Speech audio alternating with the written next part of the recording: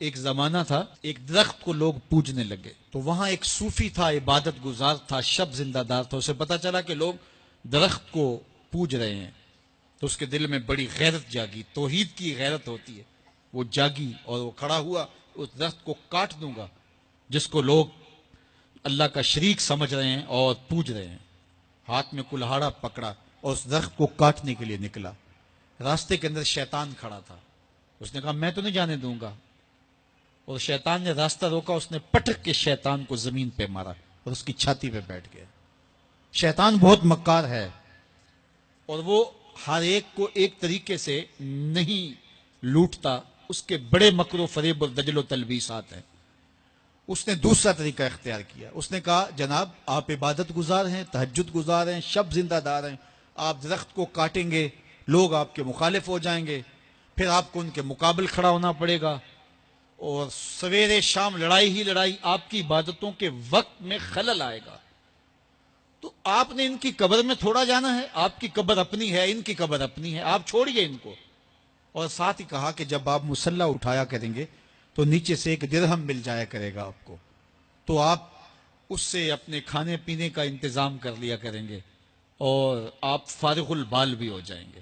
اس طرح باتوں میں لگایا اور وہ زاہد صاحب واپس آ گئے، نماز پڑھی، مصلی اٹھایا، درہم ملا، بڑے خوش ہوئے اور دلیلیں تراشنے لگے، واقعی مجھے کیا لگی، تمہیں غیر سے کیا، تم اپنی نبیڑو، تم اپنی قبر میں جانا ہے، جائیں وہ بھاڑ میں، مجھے کیا لگے، مجھے ان کے بارے میں کیا پوچھا جانا ہے۔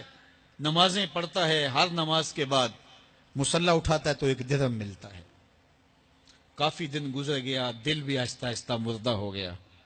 ایک دن مصلی اٹھایا تو کوئی درہم نہیں نکلا، پھر دوبارہ کلہاڑا اٹھایا، اٹھا، رستے میں پھر شیطان کھڑا تھا، کہا کدھر جا رہے ہو، کہا درخت کو کاٹنے جا رہا ہوں۔ شیطان نے کہا میں تو نہیں جانے دوں گا۔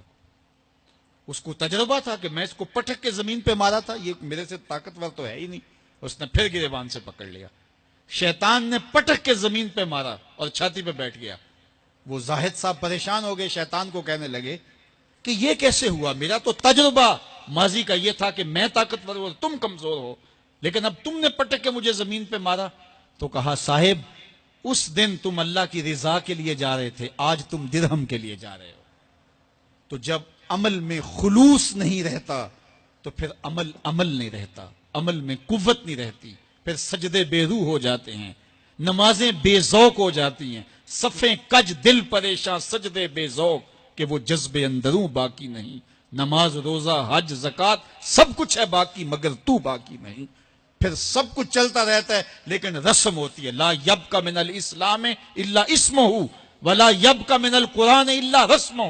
پھر قرآن پڑھا جاتا ہے، رسم ہوتا ہے، قرآن دل کو پھر نہیں بدلتا، اس لیے کہ رسم ادا ہو رہی ہوتی ہے۔ جب رسم ادا ہو رہی ہو تو پھر قرآن دل کو نہیں بدلتا، جب قرآن کے طور پہ پڑھا جا رہا ہو پھر یہ دلوں میں رنگ اتارتا ہے اور معرفت کا نور دیتا ہے اور دلوں کے زنگ اتارتا ہے۔